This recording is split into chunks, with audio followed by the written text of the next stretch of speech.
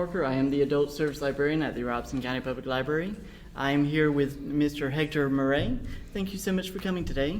Well, thanks for inviting me, man. You're very welcome. And you're broadcasting on your podcast? Yes, we'll put this on our podcast channel later, yeah. And what's the name of your podcast? Faith and Fandom, and yeah, if you just look up Faith and Fandom, it's on all the podcast channel places. Sounds good. So yeah, I just had a few questions today. I wanted to talk to you about some of your writing, what started you into writing and everything. So first of all, what inspired you to start writing? I think I've always liked writing from school up, middle school on. Like, I was always jotting down something, but I think the initial reason I really started writing was because I felt like I had a voice in some things that I felt like other people felt, but there wasn't an outlet. Yeah. And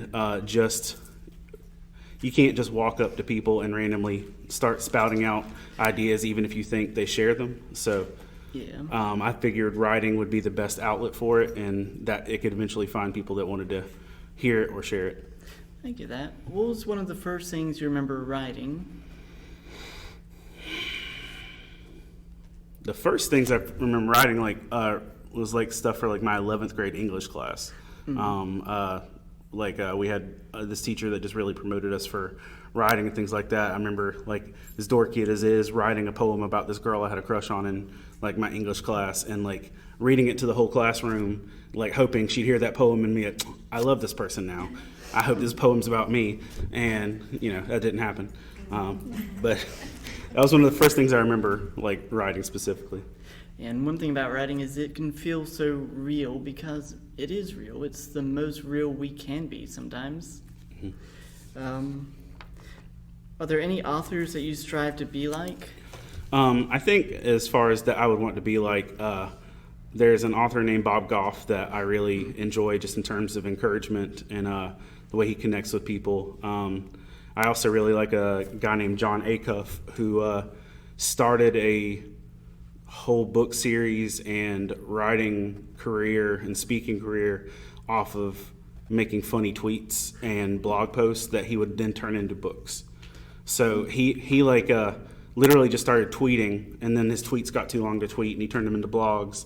Then he put them in a book, and then he is like one of the biggest speakers for events and motivational stuff now. But I'd say Bob Goff, John Acuff. I'd love to say James Patterson in terms of consistency, because that dude puts out like 4 books a year since like 1994. Between him, Danielle Steele, and Nora Roberts, the library is never going to be without books. And I'll get behind, like, because I usually read the Alex Cross novels. Yeah. And like, if I get behind one, by the time I get to that one, there's like 5 other ones that have dropped. So, and that consistency also. I think those are the big ones that I really connect with on most writing. There's also a comic book writer named Tom King that I think has one of the best voices in terms of connecting people, like, with his thoughts and heart all in one line. Nice. Let's see.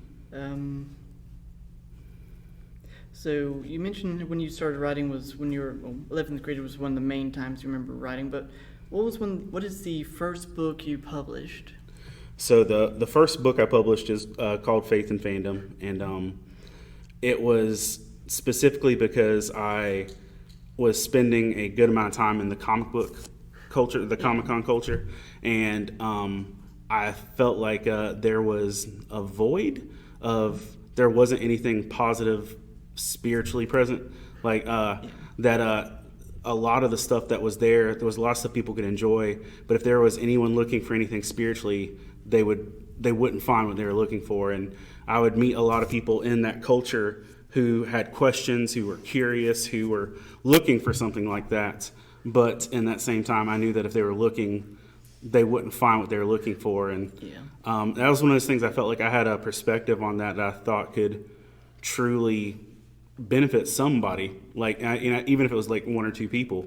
But I just really started, I published with the goal of I was going to publish that one book for a 3-day event, and that would be it. Like, I didn't plan on continuing writing, or that it was going to be something that was going to take up a decade of my life or anything. It was like, it was supposed to be a weekend project, and I wrote it specifically for that, for like one event in 2014, and yeah. And the rest is history. Yeah. How many do you currently have out? I have 15 books. I don't claim like 2 or 3 of them as actual books. They're like, one of them is a compilation of stuff from other books of mine, and then so that's like cheating. And then one of them is like a travel journal. I didn't even bring that. And so that's got like five sentences in it, so I don't count that either. But like, there are 9 books in the Faith and Fandom series. I've got 3 books that are like church focused. I've got 1 children's book, and then I have a section in a comic book. Nice. And just beyond books, I also wrote for Screen Junkies. And, I did not know that. Yeah. Oh. I wrote for Screen Junkies. I wrote 131 episodes for them. Okay, that is really, really impressive. Because I watch them all the time, especially their Honest trailers. Okay, so the guy the original Honest Trailer voice guy, like, I would write stuff for him. Not the newer generations, but they before they were fully Screen Junkies, they were also partially a company called Clever Movies, and there was one of the producers for that read my first book, and it was within 3 months of the first book coming out, and read my first book, and they needed to hire a geek on staff because they had a show called Fanboy Face Off where they would have 2 hosts argue over who would win in a superhero fight. And they were basically just pulling Wikipedia pages, and people could tell that the hosts didn't know what they were talking about. So they hired me to be their resident geek. So they would say, all right, this week Nightcrawler is going to fight Mystique, write both arguments. And so I'd literally sit at my keyboard and like throw insults at myself and zingers and try and like be insulting back and forth for these hosts that would eventually go on and record it. So I did 131 episodes of stuff like that, or why 7 things you didn't know about Grant Gustin, who was the TV Flash, and creepy things like that. Where I'm like investigating people's lives. And I wrote for them from 2014 till 2017. That is really cool. Let's see. So, what goal do you have to hope? Sorry. What goal do you hope to achieve with your writing? On a big scale, I want to help be a voice for people who are trying to find something to express on the level of people who are passionate about nerdy things, but also passionate about their faith, or for people who are passionate about nerdy things but curious about their faith, or somewhere in that. That's been the big goal and project overall, but a lot of that also means that trying to be as honest with what stuff that I write, so that when people read it, they can connect with it on an honest level themselves. Yeah. I wrote something on there's a animated movie, Kubo and the Two Strings. Oh yeah. I wrote something on that like 4 or 5 books ago, but it was on dealing with the loss of your parents. And I started writing that, and I like got wrecked myself because as I was writing out, I started writing out things I hadn't actually processed that I had felt. And so as it was like leaving my fingers and going to the keyboard, I'm like, oh, I'm totally not over any of this, and like just start ugly crying on my keyboard. Or there's are you familiar with Clone Wars at all? Okay. Absolutely. Okay, so the whole thing with Ahsoka Tano getting kicked out of the Jedi Order. Yeah. I wrote a chapter on that about what that kind of compares to with getting church hurt or being hurt by the religious community. And okay. That's really clever. I like that. But also in doing that, I think I was sad for about 2 weeks after writing that, because it brought up a bunch of stuff I hadn't really dealt with. And so like, I know that if it affects me when I write it, it has the potential to affect people when they read it. Yeah. And so trying to help people connect with stuff like that, but also just kind of finding a home in what they're doing. And then some stuff, that's the big writing goal. The other stuff is just telling stories that I think might be individual. Right now there's a comic book I've written that's being illustrated that's just about awkward stories growing up in the church. like, for kids that went to church, and like awkward stories like going to lock-ins and stuff like that. And it's just not like negative towards anything, just there. If you ask a random group of people, hey, did you ever go to a lock-in when you were a teenager? There's probably at least 5% of the rooms like, yeah, I did that, stuff like that. Yeah. Just to try and connect people and help them feel seen, heard, and also kind of point them to the things that I think give life in my journey so far. Yeah, and I think one of the main things you do that I think is really, really cool is you take a lot of like pop culture stuff that people are familiar with, and you connect it to a way that's very personal, and I really like that. Thanks, man. I appreciate it. No problem. So I'm kind of curious about two things. Like, what is the writing process like, and what is the publishing process like? So the writing process, honestly, a lot of times can end up being something like we're in the middle of watching something as a family or individually, and like I'll stop and like pause, and I might make a meme of something or just take notes. Like last night we were watching the new Lord of the Rings show. Yeah. And like there was this really great line, and I look over and my daughter is like staring at me like she knows I'm gonna do something with that. And so like I paused, pulled out my notepad, like 56-minute mark this quote, and I'll go back later. And so like there'll be stuff that I'll make notes, and for the longest time because I spent pretty much from March to October on the road, on the weekends, that I would write basically from November to February would just be like my focused, disciplined, every day I'm going to write 30, 40 minutes to an hour. And that was when I was trying to publish a book every year on a certain schedule. Like I would publish a new book in May, have it by June, tour it through the summer and through the fall, start working on the next book. And that was my schedule from when I started until the pandemic. And then in the pandemic, I just kind of stopped caring about everything. So it's just, we'll see how it goes later. But that's kind of my process, like, is that I'll give myself to the fall, and then I'll start, like, right now, like, I've got chapter notes outlined for the new Batman movie. I've got one for just kind of a deep character introspective on Anakin Skywalker from like start to finish of his character. And those are ones that are just kind of like, there are notes made, and like I know I'll flesh it out later. But there are other times where it'll be like the minute I hear something or see something, I have to stop everything else I'm doing, and like I'm done, and I'm not doing anything else until that's done. We watched Stranger Things season 4, and I waited, and like I had stuff on my mind as soon as I watched episode 3, whichever the Dear Billy episode was, and I had things in mind the minute I watched that, but then I was like, yeah, it was the fourth. It was the fourth one. Thank you, Colin. See, bro, I knew I could trust you. But episode 4, like Dear Billy, like I was like, oh, I need to write about this, and then I was like, but I've learned my lesson from previous storylines that I can't write until the story's over, or at least comes to a conclusion, because I end up writing faster than the story resolves. And like as soon as the last episode of this season of Stranger Things dropped, like I'm like, see y'all in like 8 hours, and I just wrote until that was done, and to get that. And so also part of the process was that for the longest time, I would write a chapter, it'd go in a Word document, and it would sit there in isolation until the book's published. When the pandemic hit, we weren't going to cons. I wasn't out there giving books away or anything like that. So one of the things that really became the focus was I want to make sure stuff's still going out. So over the pandemic, we made a website, and we retroactively went back and put every book chapter individually for free on our website. So there's like 160 devotionals just on the website from that.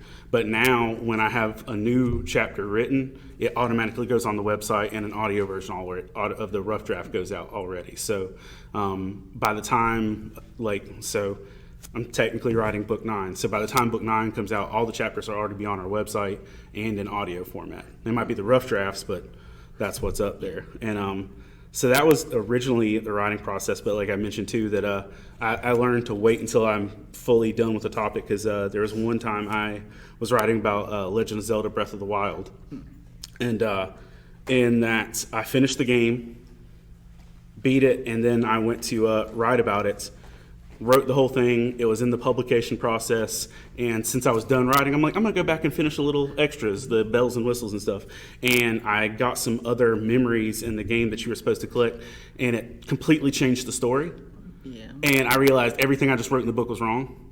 And I was like, time out, stop, don't publish this. Had to go back and edit it. So now I'm like, when it's over, I'll publish it. On the publication process, on what that looks like for me, I've always, for the most part, published through Amazon's KDP or Kindle Select program, or they've changed names a couple times in the time I've been doing it. But Amazon's always been really great, because if you turn in a Word document and your cover image, they do the rest. So the publication process would be, I would write my rough draft, I would hand it over to an editor, it would get edited, I would look back over it myself eventually, because it used to be that once I gave it to the editor, I didn't want to look at it again, and I would just publish whatever the editor did, and usually there'd still be stuff missing. So I've learned over the years, read it, reread it, do all these things. So now it's like, once I've written it, I read the whole thing, make all the changes I can make, then turn it into the editor, then reread it when I get back, and do that again. And with that, and so once it's turned into Amazon, they review it, select it, make sure it's not like copyright infringement or I'm plagiarizing anyone else. And the only time I've ever had any issue on that was when I made a Faith and Fandom Junior, which had all the kid-focused chapters from the first 5 books, maybe 4 or 5. I think it's the first 5. And I got flagged and focused on for plagiarism and copyright infringement because I was stealing from an author named Hector Miray.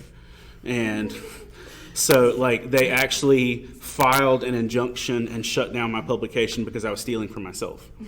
And I had to go through this whole review process of like, nope, this is my work, and which is why I've not done any other compendium or collected versions anymore.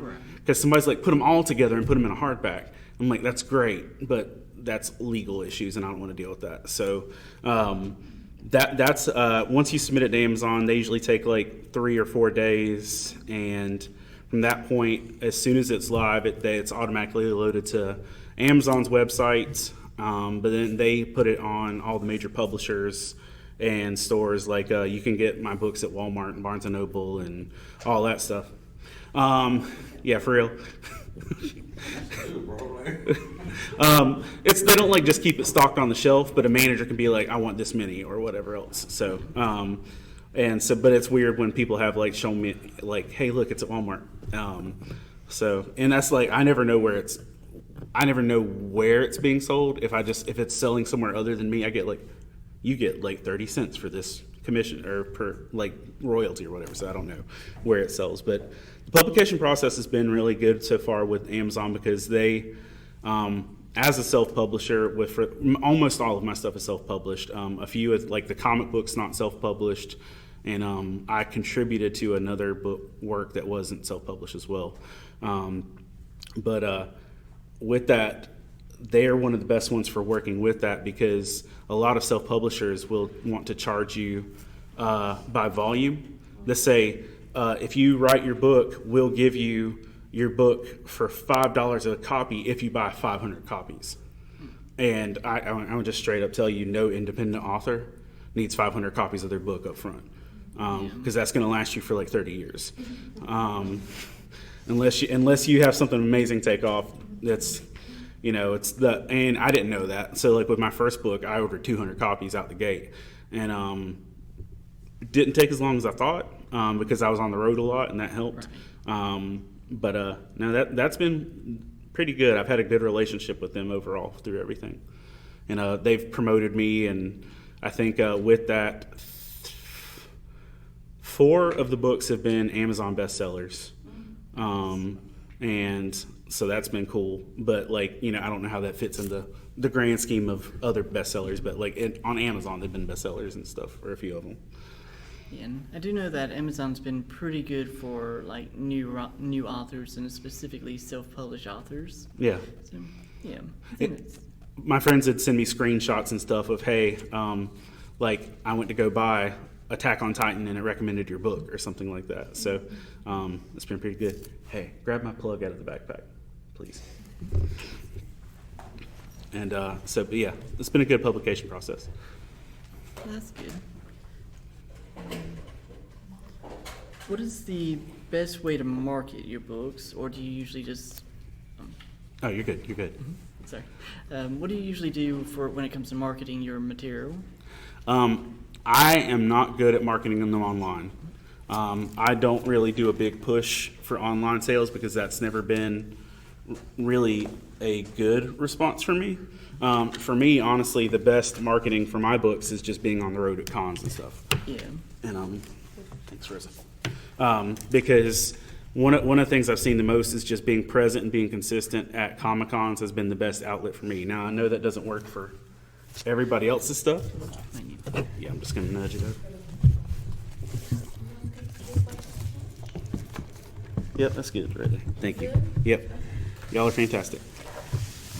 Thank you. Yay, teamwork. That's going out and being present has been a lot more fruitful for me than trying to sell books online or advertising them online, because honestly, my stuff at first appearance isn't usually stuff people are just going to automatically gravitate towards. And it usually does better when they can have a conversation with me about what it is. Right. And like to be able to say, oh, what are you interested in? Oh, well, you would like this book or this book, and be able to. So more personal interaction has always been better for me. But on the flip side, so before I had the website and you could just read all the chapters for free, twice a year I would put all of my books for free on Kindle. And that was like, it's like I'd get past con season, like get into like November when I'm not doing a bunch of shows, and say, all right, for this week, all of my books are free. And so I'd have 2,000 books downloaded in a week. Wow. And be like, where were y'all when these things were like, a normal price? And like, so that's the thing. It's not that, people don't want to always read it. It's just like, people don't spend a lot of money on books. And so like, and that was kind of a wake up call to me, is like, there's an audience, because like, if it's free, 2,000 people will read it. And like, point in case, like the Stranger Things chapter that we just put up a month or so now. I think more people have read that chapter than have bought book 8 online. And, because online sales are its own little market, but like more people have read that one Stranger Things chapter than bought book 8 outside of my hands. So it's I found that, putting it out there where people have a better chance to read it is a good way to do it. And that honestly, there's a lot of times people will say, oh, I got a bunch of your books when they were free on Kindle, and now I'm here to get the next ones. Yeah. Or they'll come back and buy them. One guy, I officiated a wedding 2 weeks ago, and like one of the folks was talking about my books, and the guy's Kindle Unlimited program lets him download all the books for free. And so he like shot me a message. He said, hey, I got all your books for free, but I want to pay you. What's your PayPal? So it's been its own little thing with I don't really know what I'm doing in terms of promotion, but I know that if you keep showing up, it's a big thing. Being involved in panels, being involved in just making sure that you celebrate the little victories, and people eventually get on with that. So I think that's been my best response with that. Yeah. Okay, so one thing I've noticed is a lot of authors, they either get energized or they get exhausted from writing. So an author will write for a little while, then they'll be exhausted, they'll need to recuperate. But some authors just get super energized from their writing. How are you with writing? I'm pretty much like, once I've done a chapter and that chapter is done, I'm done for a couple weeks. Like, unless I'm on a deadline, once I've outpoured something completely, then I'm done. But like on the flip side, like writing this is great for me, but I also, I work with a church, and we write a lot of sermons, and we write a lot of different stuff. And so it's just like, if I'm not writing my stuff, I'm writing somebody else's stuff. And so it takes a lot of like my creative energy to be able to do stuff for other people, even if I'm not doing it for me.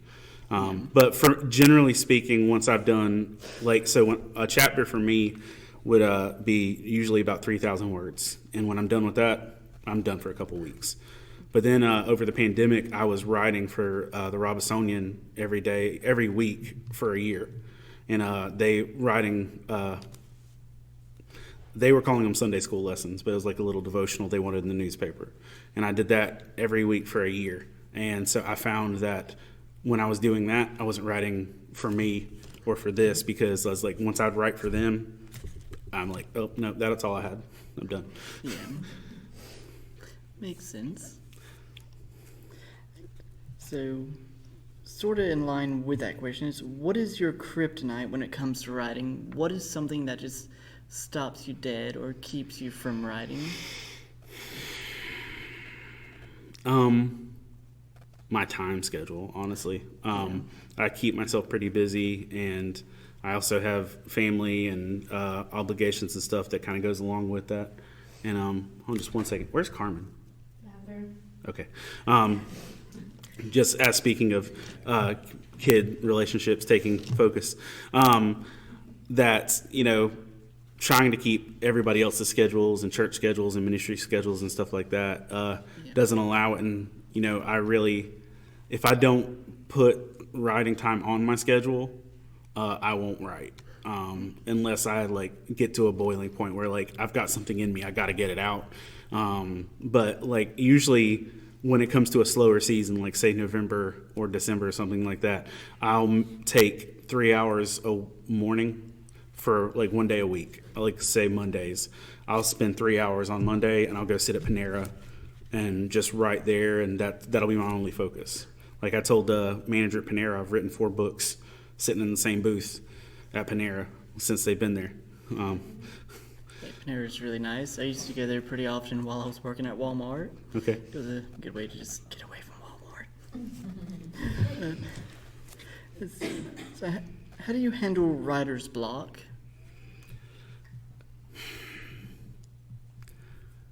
For me, honestly, I don't know that I really hit writer's block too often, but because I'm not on anybody else's schedule, I only write when I feel inspired.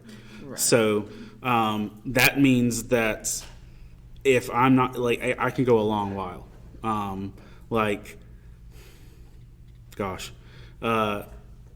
I went from Book 8 got published in July. Yeah, Book 8 got published in July. The last thing I wrote for Book 8 was in May. And then I didn't write anything else, for real, until Stranger Things Season 4. So, however long that was. So I had 6 months off, at least, where I just wasn't putting a lot of focus on writing. But on the same time, there's also the constant creative output. I do there's a radio network called Love Thy Nerd Radio. And I do a weekly 3-minute devotional on their radio station every week. So, every Monday night, I've got a deadline of recording an audio devotional that's 3 minutes intact to go out to them. So, I may not be writing that, but, I'm still, it usually happens, it's 11:43. I'm like, oh, I didn't do this, and let me go do that. But I've been doing that for... we're on 130 episodes of that.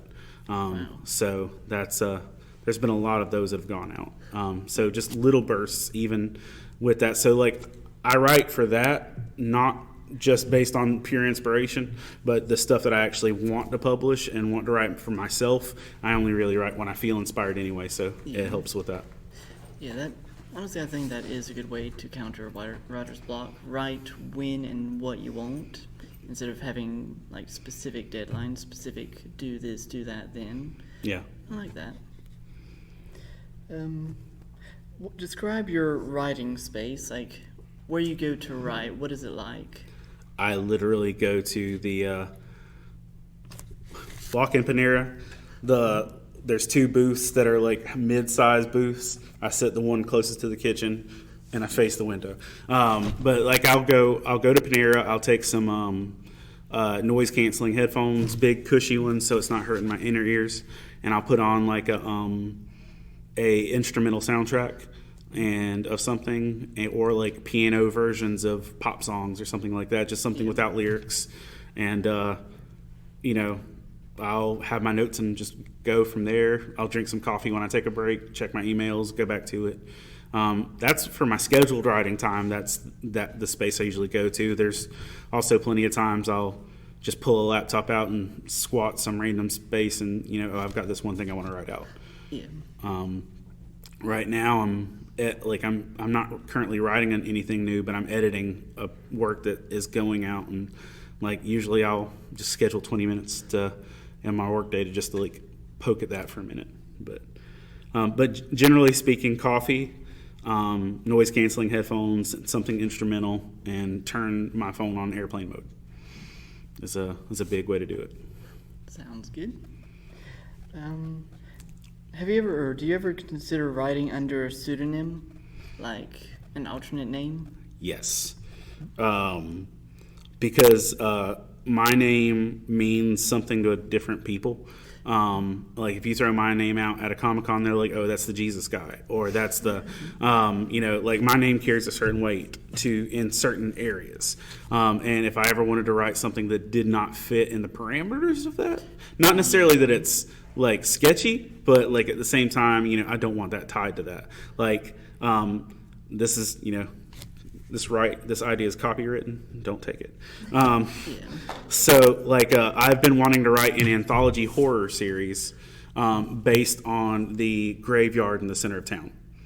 Like the one that like circles like where, main, like, Fayetteville Road and Elm and everything else, the one right there. Like, I've walked through there a lot, and like because it's like the center of town, you can see so many different aspects of town from all these things. And I wanted to write a series of like scary stories or horror stories that based out of that graveyard. And like I've made notes of that forever, and like I wouldn't publish that under my name just because somebody's going to lose their mind. And like I would publish that under another name, or like at one point in time I was writing like a warm fuzzy romance story. And it's like floating somewhere in my Word documents. And like, again, same reason, like people wouldn't like know what to do with that. So yeah. And Nora Roberts says basically the same thing. She has J.D. Robb, where she writes like detective murder mystery type stuff, while her other writings is usually romance based, and she goes under her own name, Nora Roberts. Yeah. So I think good. I was just going to say, like, I feel like that does a service for, like, the writer, because, like, it weirds me out because, as we previously mentioned, that you can pick up James Patterson and you don't know if you're getting a murder mystery, a young adult adventure story, a country romance, or, like, he co-wrote a book with Bill Clinton. It's just like you don't know what you're getting when you pick up James Patterson. Yeah. So it's like, I want, if somebody picks up a book with my name on it as it is, I think they're going to know what they're getting. And if I was going to ever branch out from that, I would probably do something a little different just for the sake of like safeguarding like that. But I also don't plan to do anything so sketchy that I couldn't put my name on it. It's just for the purpose of, that. Making it easy to differentiate between one and the other's genres. Yeah. I mean, it's just as simple as like, Donald Glover calling himself Childish Gambino when he raps. I'm just like, it's like, it just, it's a good distinction. So yeah.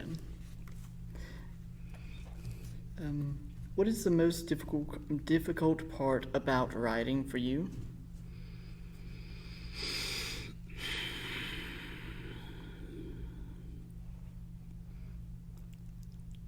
That I'd say, because if I only write when I'm inspired and I'm discouraged, I'm not inspired.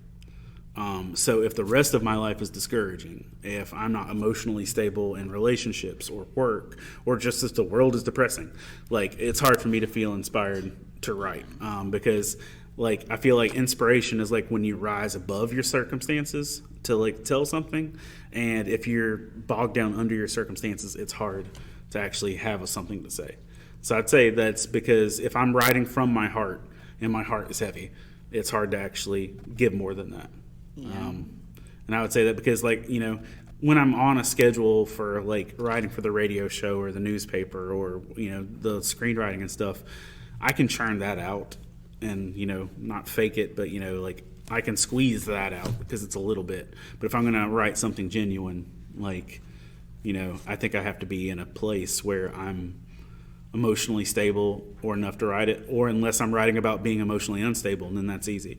But because that's its own form of inspiration.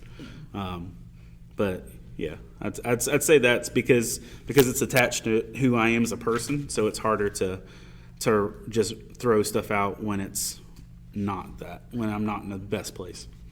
And I'm pretty sure with recent stuff like COVID and everything, it's made things difficult.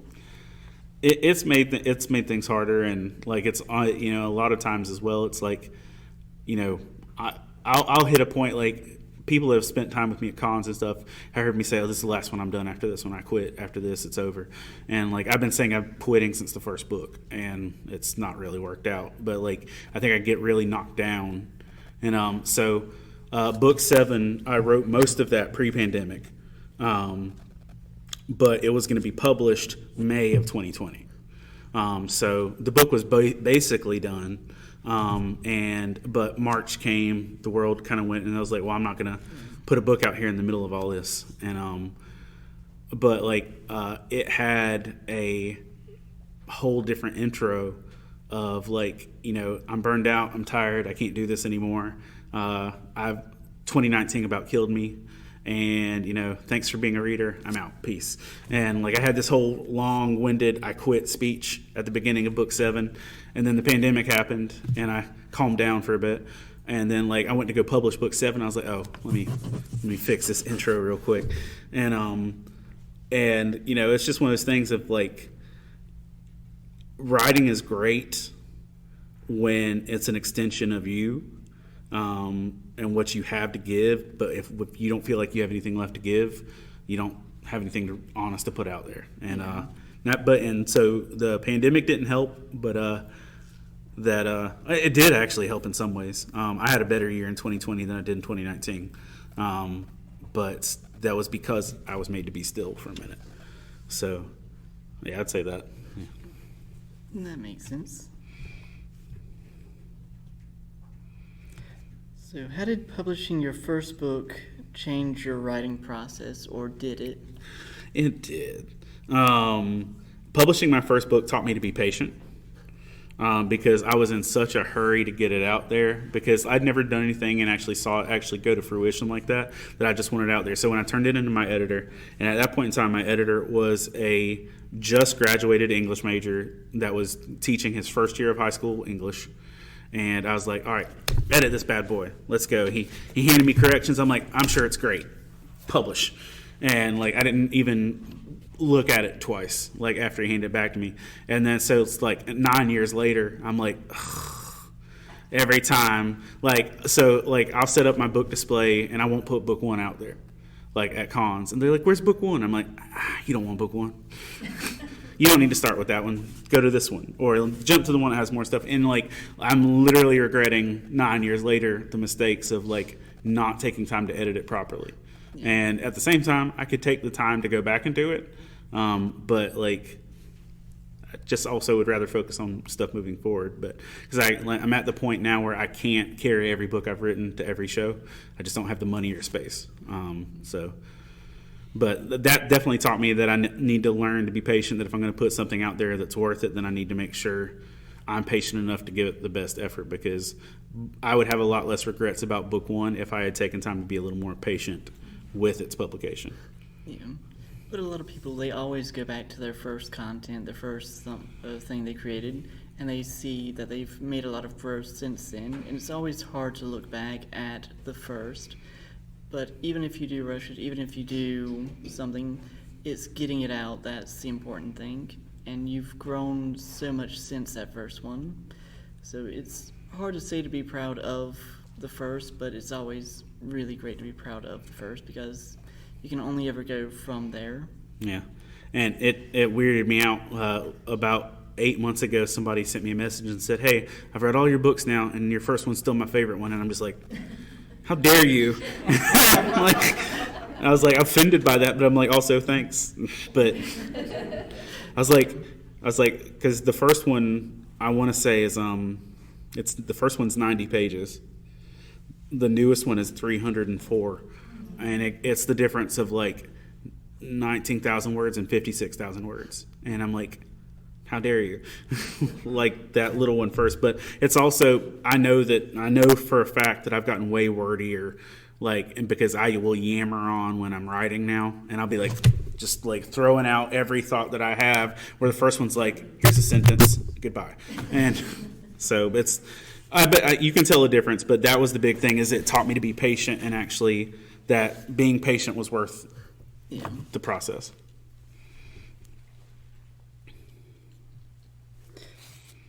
So how long on average does it take you to fully write and publish a book? If I'm doing it all in a lump, it usually takes me about 4 months. Like if I've made all my notes ahead of time and like I'm just fleshing it out, it takes about 4 months of just daily, at least putting an hour in a day. More realistically, it's about a 6-month window. And it also depends on, because a lot of my stuff is reflective of pop culture stuff, it also depends on what the world is doing. Like, if there's 30 superhero movies dropping in 1 year, I might have more than enough to write about. If it's, nothing good's come out in a while. It's it's also, I never try and shoehorn anything that I'm writing about, because if I'm drawing biblical parallels, or I'm talking about how something's inspired me and nothing's inspiring me, I'm just like, no, because everybody's like, "Oh, you're gonna write about Loki?" And I watched the Loki show, and I wasn't disappointed with the show, but nothing moved my soul. So I was just like, no. That's fair. And so it's it's the same thing of if I'm only writing when I'm inspired, I also have to get inspired. But I'm waiting for the Lord of the Rings show to end, because I know I'm gonna write about that, and I'm waiting for some other stuff just to kind of finish its process. But it usually takes me about 6 months to write. My editor likes to wait till the very last minute to do his edits. So if I can turn the book into him in January and say, I need this book by March 3rd. April 29th, he'll start. Oh. And I could be like, it'd be like, hey man, let's try this year. I'll send you a chapter at a time as I write them. That way you can go ahead and edit it. Nah. I'm like, bro, you make me anxious every year. And there'll be times it's to the point where I'll add a month to the deadline, just so that when he's like, oh man, I'm not gonna have it done in time, can you give me another week? Oh, how dare you? Yes, sure. Knowing I got 3 extra weeks because I don't trust him. And that's the thing too. He's as busy as I am. Yeah. And so I know it's not like he's just dawdling. He's just got other stuff to do. So the editing process also depends on your editor, and what they're going to do with it. And so I usually give him 2 months to edit, but he usually takes 2 weeks. So it's a 6 to 8 month window, I'd say, with all of that together. And once it's submitted to Amazon, turned in, approved, to get multiple copies, right now it's 3 weeks to a month. Say, for instance, if I publish this book on Tuesday, I could buy an individual copy from Amazon and have it here by Thursday. If I wanted 5 copies as an author at the author rate, it would take a month. And because they print stuff a lot faster if it's a paying customer versus an author. Yeah. Because they're not making money off of author copies. They're making the bare minimum 30 cents or whatever. So they don't print it fast for us. It's just y'all got to learn to be patient. So, yeah. In fact, when I was putting copies of the books up there, I'm using so the folks at the back bought a bunch of books, and I was delivering them today. I had to put their books up there as display because I don't have any, because it's in the mail. Because it was supposed to be here yesterday, and they're like, it'll be another week. Yeah.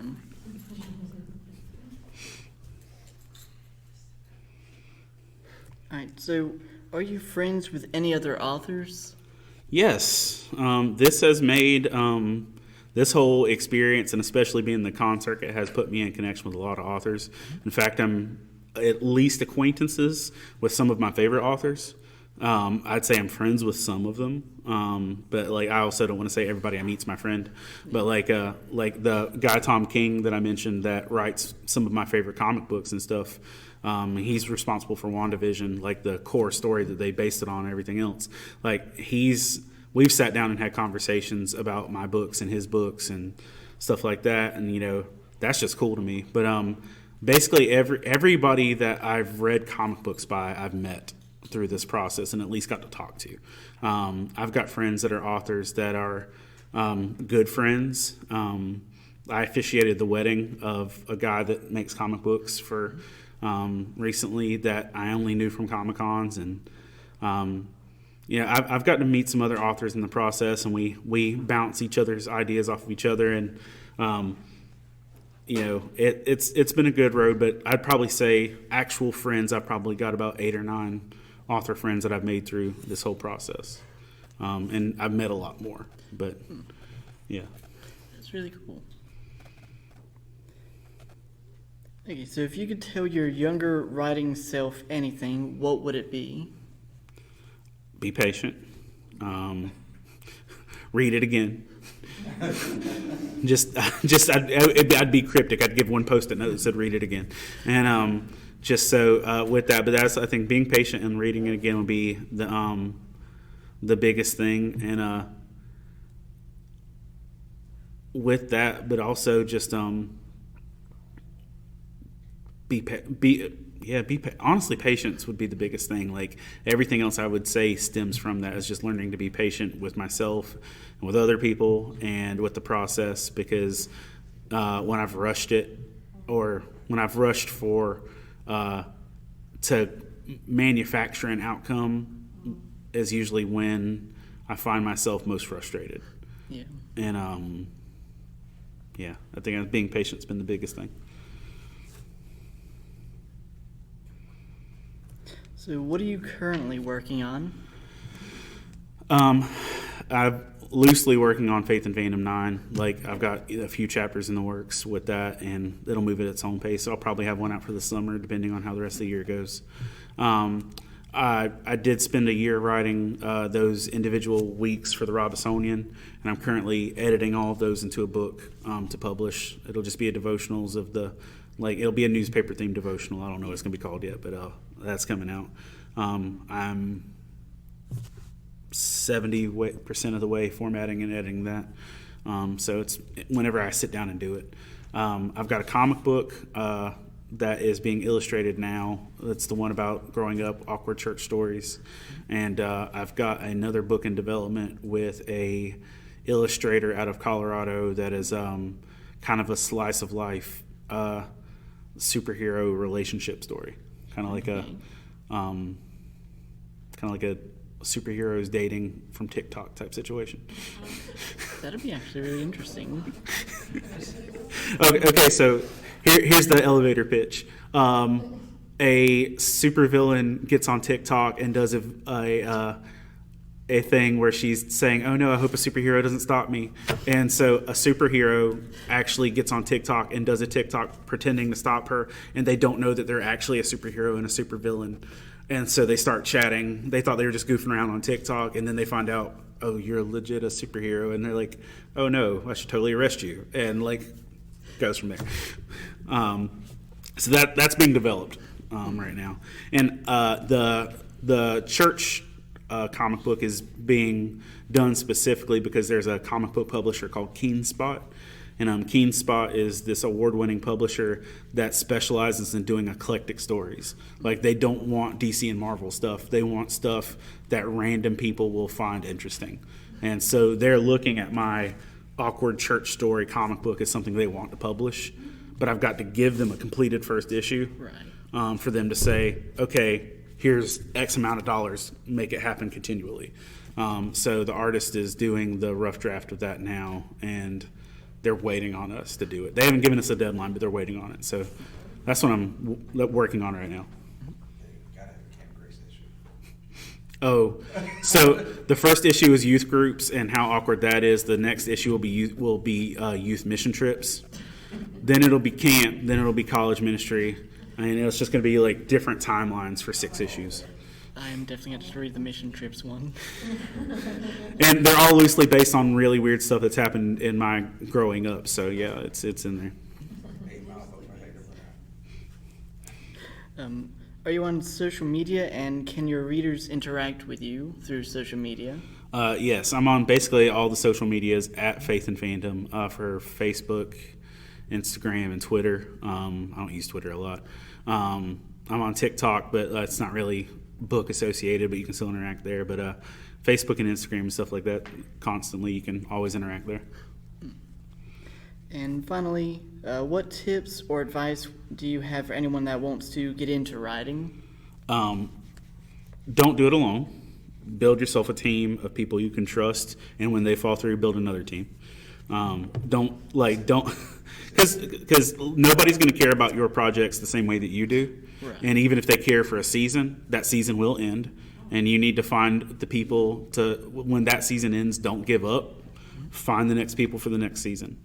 And because one of the things I've struggled with is I'd have people that would come alongside me for like a sprint, and then they like, all right, I'm out. And when they pull off, like I feel lost and I don't know what to do. And so I've had to learn to like, okay, keep finding your new people, but not give up just because somebody else doesn't believe in it as much as you do. Because if it's your project, no one will believe in it the way you do, and you've got to keep moving. Like you always believe in what you're doing. And that's really hard sometimes. So that'd be a big thing, but also make sure you've got a good editor. So That's actually all the questions I have. Was there anything that you'd like to talk about? Anything you'd like to broadcast? well, nothing really broadcast, but I'm open for anybody else. Anyone have any last minute questions? I got one. It's kind of like a statement and a question. One of my greatest things about like having you as my pastor is that you're my friend and like a brother to me. I'm not gonna cry, I promise. And you've been so amazing for my faith.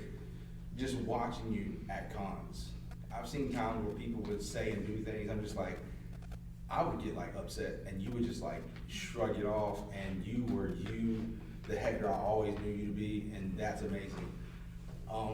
Part of that is that I remember the first time I went to Geek Church. Like, I went to, it was a GalaxyCon, and it was so weird going to church with like wizards and furry people and a dude in a dinosaur costume. It was wild. And I know you also posted about the day, and I think I heard you say it in a sermon about the whole like prophet away from home, carpenter in town thing. And that reminded me of something like prior to the pandemic, there was this idea that we were going to have like a mini con at, Vertical Lumberson. I was wondering what like, do you think not only would the town be like interested in something like that, but as well as like our congregation and churches around to actually having like a Geek Church like Sunday, like where we have a con and regular old folks who are not interested in that thing would just sit down with, I don't know, a wizard or a warlock and just have church. I mean, go out to those, right? Do you think that's something that could happen? I think the con thing is realistic, and I think that's probably coming in the spring. Just on a heads up, because if there was time between now and Christmas, it would happen. I just booked for everything. I don't have free weekends, but I think the church thing would be its own weird like thing, just because I think that only works at bigger places that actually have people staying for the weekends. I think if people have the option to go home or go to their church, that's what they're going to do. Because it doesn't even really work at Fayetteville because everybody's close enough to go home. But, I mean, it's not a bad idea to try. Any other questions? Does Danielle edit your book before you No. do any reading? Danielle waved all this off like 8 years ago. Like, it was cool when it was a one-time thing, and like this was what it was going to be like. But when it actually became this is what our life is going to look like for the next decade, she's like, I'm out. Like, I don't know if she's read anything I've written since like book 1. Like she went to one of the first at the end of the first year of me doing Comic-Cons and stuff. She went to the biggest that con was on a Father's Day weekend, and she brought the whole family to that con.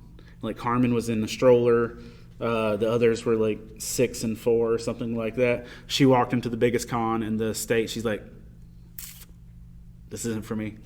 Hadn't been back. Like, she hasn't been back to a con since then. So that's like, we've got our little dividers there. So It's her boundary. that's her boundary. So no, she doesn't edit. She's not really in that process.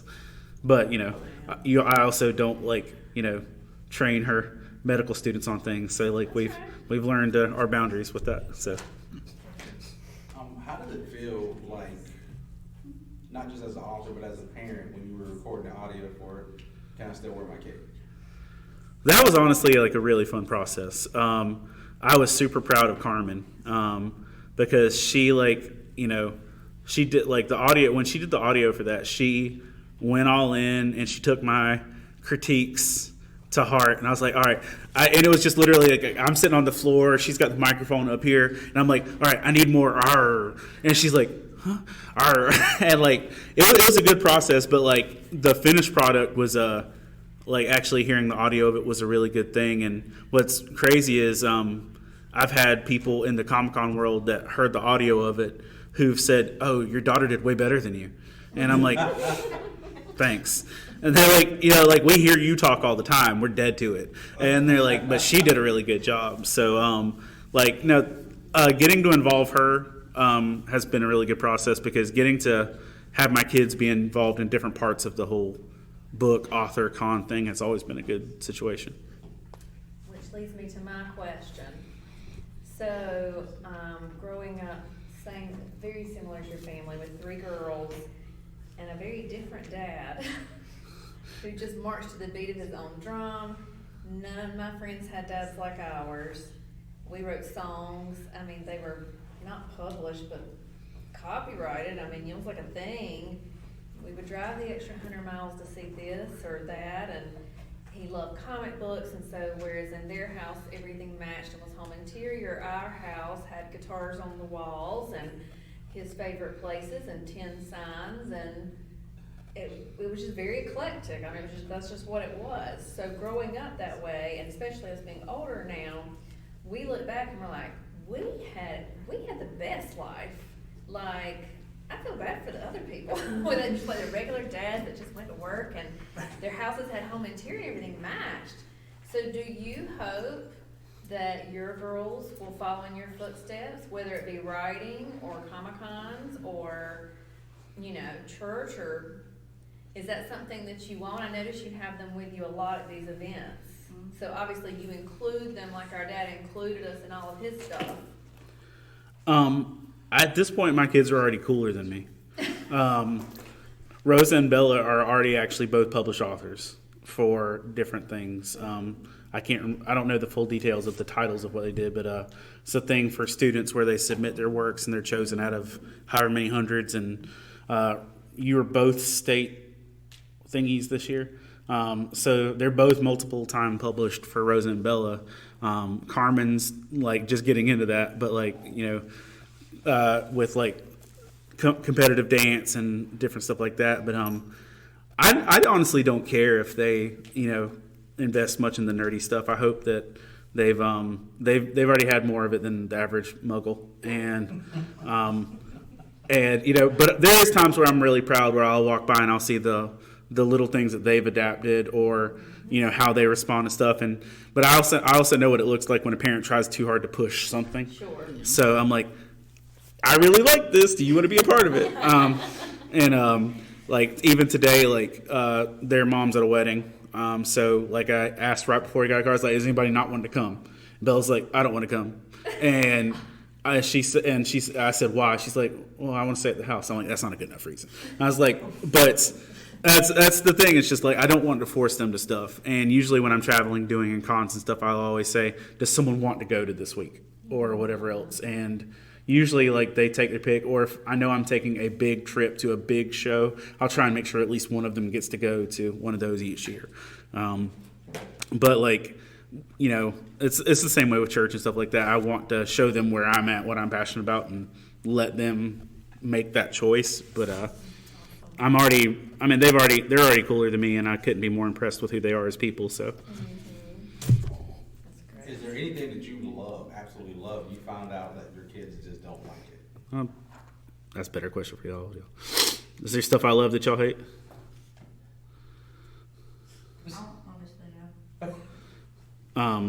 I mean, they're not about everything, but like I'm pretty sure there's music they just deal with. Bob Dylan. She can quit with that. Yeah, I love Bob Dylan, and like, Songs are better when somebody else sings. yeah, his songs are better when other people sing them. But I love Bob Dylan. Like I put on Bob Dylan vinyls and just vibe out, and they're like, please stop. That might be it. But yeah, Bob Dylan is like raisins and potato salad. fair. Okay. I think that's all I had for today. Thank y'all so much for coming, and thank you, Mr. Miray, for coming to this. Thanks, Patrick. Thanks, Patrick. That was great. You did a great job. And Patrick put on a whole series where had 6 authors come through. 4. He had 4. He had 4 authors come through and doing this. So this is pretty cool. So great job, man. Thank you. I had a few other authors, but they ended up canceling. But 4 is good, and I do hope to do this again next year and make it like an author August. That kind of extended to September. But that's beside the point. But that's okay. But thank you so much. Thanks a lot, man.